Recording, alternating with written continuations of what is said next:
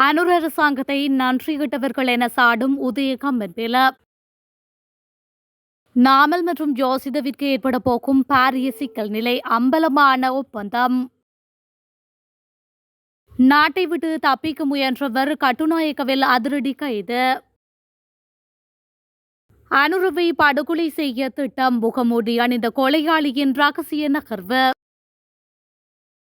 2029 ஆண்டு ஜனாதிபதி தேர்தலில் வேட்பாளராக அர்ஜுனா எம்பி.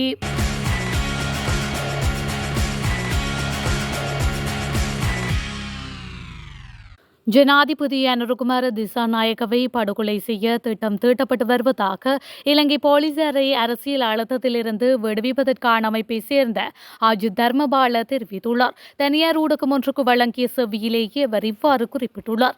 இந்த திட்டத்தை முகமூடி அணிந்த கொலையாளி ஒருவரை வைத்து செயல்படுத்த திட்டமிட்டுள்ளதாக அவர் கூறியுள்ளார். இந்த நிலையில் இந்த திட்டம் காரணமாக ஜனாதிபதிக்கு பாதுகாப்பு நடவடிக்கைகள் பலப்படுத்தப்பட்டுள்ளதாகவும் அவர் மேலும் குறிப்பிட்டுள்ளார். மிகவும் நம்பகரமான ஆதாரங்களில் இருந்து தகவல் பெறப்பட்டுள்ளதாகவும் அதை புறக்கணிக்க முடியாது எனவும் அவர் மேலும் கூறியுள்ளார்.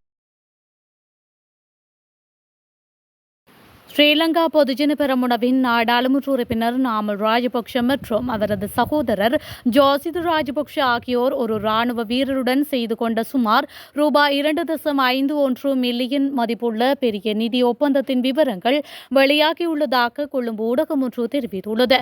அந்த ராணுவ வீரர் ஸ்ரீலங்கா ராணுவத்தை சேர்ந்த சிப்பாய் WJR ஞானஸ்ரீயாக்கம். நாமல் ராஜபக்ஷ, ஜோசித ராஜபக்ஷ மற்றும் ராணுவ வீரருக்கு இடையே நடந்த நிதி ஒப்பந்தத்தின் விவரம் பின்வருமாறு கூறப்படுகின்றது. அதாவது, நாமல் ராஜபக்ஷ மற்றும் ஜோசித ராஜபக்ஷ ஆகியோர் இலங்கை விமானப்படைக்கு சொந்தமான விமானங்களில் பல்வேறு தனியார் பயணங்களில் ஈடுபட்டுள்ளனர். இவை அனைத்தும் மஹிந்த ராஜபக்ஷ ஜனாதிபதியாக இருந்த காலத்தில் நடந்தவையாகும். ஆனால் நாமல் ராஜபக்ஷ, ஜோசித ராஜபக்ஷ விமானப்படைக்கு ஒரு பைசா கூட செலுத்தவில்லை.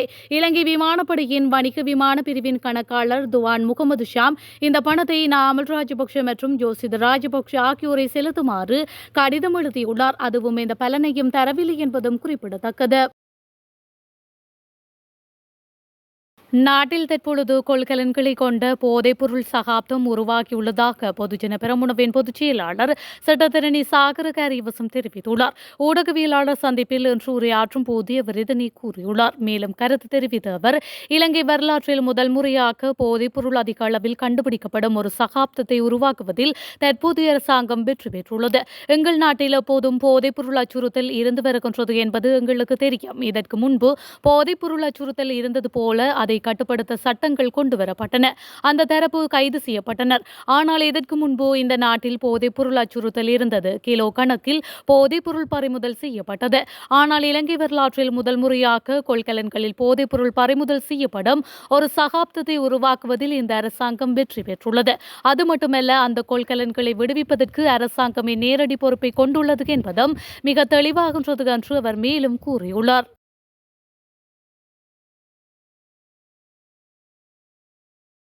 தனக்கு எதிராக எந்தொரு குற்றச்சாட்டுகளும் இல்லை என்பதே அரசாங்கத்திற்கு தற்போது உள்ள பிரச்சினை என பெவுத்துறையில் ஒரு மையவின் தலைவர் உதய கம்பன்பில தெரிவித்துள்ளார். கூடிய விரைவில் என் மீதும் அரசாங்கம் குற்றச்சாட்டுகளை முன்வைக்கும் எனவும் அவர் தெரிவித்துள்ளார். முன்னாள் ஜனாதிபதி மஹிந்த ராஜபக்ஷவை சந்திக்க தங்காலையில் கால்ட நிலத்திற்கு சென்று ஊடகங்களுக்கு கருத்து தெரிவிக்கும் போது அவர் இதனை தெரிவித்துள்ளார். மேலும் கருத்து தெரிவித்த அவர், நன்றி கட்ட தற்போதைய அரசாங்கத்திற்கு நன்றியுள்ள மனிதர்கள் இன்னமும் நாட்டில் உள்ளார்கள் என்பதை காண்பிப்பதற்காகவே நான் இன்று முன்னாள் ஜனாதிபதி மஹிந்தவை சந்திக்க வந்தேன். தற்போதைய அரசாங்கத்திற்கு என்னுடைய வாயை மூட வேண்டும் எனினும் எனக்கு எதிராக அவர்களிடம் எந்த ஒரு குற்றச்சாட்டுகளும் காணப்படவில்லை. அதனால் அவர்களால் என்னை கைது செய்ய முடியவில்லை என்று உதய கம்பன்பில மேலும் கூறியுள்ளார். 2029 ஆண்டு ஜனாதிபதி தேர்தலில் வேட்பாளராக நிற்கும் அளவுக்கு என்னை பிரபலமாக்குகின்றனர் என நாடாளுமன்ற உறுப்பினர் ராமநாதன் அர்ஜுனா தெரிவித்துள்ளார். நாடாளுமன்றத்தில் இன்று ஆரம்பமான தேசிய கட்டட ஆராய்ச்சி நிறுவனம் சட்டம் மூலம் 2ஆம் மதிப்பீடு விவாதத்தில் கலந்து கொண்டு உரையாற்றும் போது அவர் இவ்வாறு கூறியுள்ளார். தொடர்ந்தும் பேசிய அவர், எதிர்கால ஜனாதிபதி நலிந்து ஜெயதிசவிற்கு இன்றிலிருந்து நான் ஆதரவு தெரிவிக்கின்றேன். நான் உங்களிடம் பெரும் அன்பு கொண்டுள்ளேன். எந்நாளும் இல்லாதது போல் ஐஸ்கூல் கலன்கள் கண்டுபிடிக்க தெரிவிக்கப்படுகின்றது. அந்த கொள்கலன் நாமல் எம்பிக்கு சொந்தமானது என்கின்றேன். ஆனால் இதுவரை அவரை கைது செய்யவில்லை. மேலும் நாமலின் தந்தை உட்பட அவர்களில் யாரையும் கைது செய்யவில்லை. ஆனால் பாதசாரி கடவையின் ஓரத்தில் காரை நிறுத்தியதற்காக என்னை கைது செய்ய போகின்றார்கள். நாளை கைது செய்யப்பட்டு பிணையில் விடுவிக்கப்படும். நான் காரை இயந்திரத்தில் ஏற்பட்ட கோளாறு காரணமாக நிறுத்தினேன். மேலும் என்ஜினின் அதிக சூடு காரணமாக ஒரு நிமிடத்திற்கு நிறுத்திக் கொள்கின்றேன். இல்லாவிட்டால் தீப்பற்றிவிடும் என்றேன். அதை ஊடகங்களிடம் வெளியிட்டதால் ஏன் அர்ச்சுனா எம்பியை கைது செய்யவில்லை என கேட்கின்றனர். நான் போலீஸ் பொறுப்பதிகாரியிடம் கேட்டேன். நான் போலீஸ் நிலையத்திற்கு வரவா அல்லது நீங்கள் வந்து கைது செய்ய போகின்றீர்களா? அது எங்களுக்கு தெரியாது. ரிப்போர்ட் போட்டோ கைது செய்வோம் என்றார். கிலோ கணக்கில் ஹெரோயின் பிடிக்கப்படுகின்றது. ஆனால் கைது செய்வது என்னை போன்றவர்களை. நான் பாய்தலையணை செருப்பு எல்லாம் எடுத்துக்கொண்டு நாளை காலை நாடாளுமன்றம் வராமல் போலீஸ் நிலையத்திற்கு செல்ல போகின்றேன். அந்தளவிற்கு இந்த நாடு போயுள்ளது என அவர் மேலும் தெரிவித்துள்ளார்.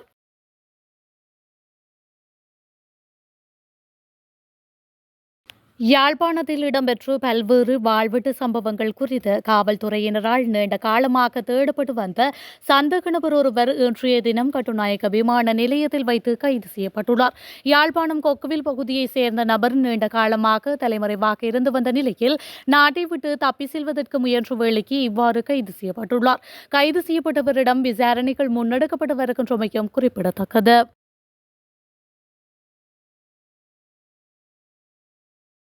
நாடு முழுவதும் 17 திட்டங்கள் முடங்கியுள்ளதாகவும் அவற்றை மீண்டும் தொடங்க 59 பில்லியன் ரூபாய் செலவு ஏற்படும் என்றும் சுகாதார மற்றும் வெகுசன ஊடக அமைச்சர் வைத்தியர் நலிந்து ஜெயதிச தெரிவித்துள்ளார். அம்பாறை பொது மருத்துவமனையில் சமீபத்தில் தடைப்பட்ட 2 திட்டங்களை தொடங்கி வைக்கும் நிகழ்வில் பங்கேற்ற போதே அமைச்சர் இதனை கூறியுள்ளார். அவர் மேலும் தெரிவிக்கையில், திட்டங்கள் நிர்ணயிக்கப்பட்ட நேரத்திற்குள் முடிக்கப்படாததால் அவற்றை முடிக்க அரசாங்கம் அசல் மதிப்பீட்டை விட 2 மடங்கு செலவு செய்ய வேண்டியிருக்கும்.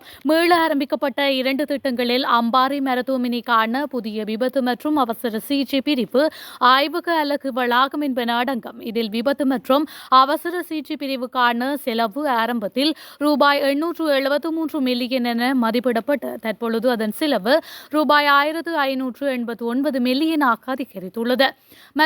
மற்றைய திட்டத்திற்கு அசல் மதிப்பீடு ரூபாய் 354 மில்லியன். திட்டத்தை முடிக்கும் போது அதன் செலவு ரூபாய் 720 மில்லியன் அதிகரித்துள்ளதாக தெரிவிக்கப்பட்டுள்ளது. அவற்றை மீண்டும் தொடங்க 59 பில்லியன் ரூபாய் செலவு ஏற்படும் என்று அவர் மேலும் சுட்டிக்காட்டியுள்ளார். ஜனாதிபதி அனுரகுமார திசாநாயக்கவை படுகொலை செய்ய திட்டம் தீட்டப்பட்டு வருவதாக இலங்கை போலீசாரை அரசியல் அழுத்தத்திலிருந்து விடுவிப்பதற்கான அமைப்பை சேர்ந்த அஜித் தர்மபால தெரிவித்துள்ளார். தனியார் ஊடகம் ஒன்றுக்கு வழங்கிய செவ்வியிலேயே அவர் இவ்வாறு குறிப்பிட்டுள்ளார். இந்த திட்டத்தை முகமூடி அணிந்த கொலையாளி ஒருவரை வைத்து செயல்படுத்த திட்டமிட்டுள்ளதாக அவர் கூறியுள்ளார். இந்த நிலையில் இந்த திட்டம் காரணமாக ஜனாதிபதிக்கு பாதுகாப்பு நடவடிக்கைகள் பலப்படுத்தப்பட்டுள்ளதாகவும் அவர் மேலும் குறிப்பிட்டுள்ளார். மிகவும் நம்பகரமான ஆதாரங்களில் இருந்து தகவல் பெறப்பட்டுள்ளதாகவும் அதை புறக்கணிக்க முடியாது எனவும் அவர் மேலும் கூறியுள்ளார்.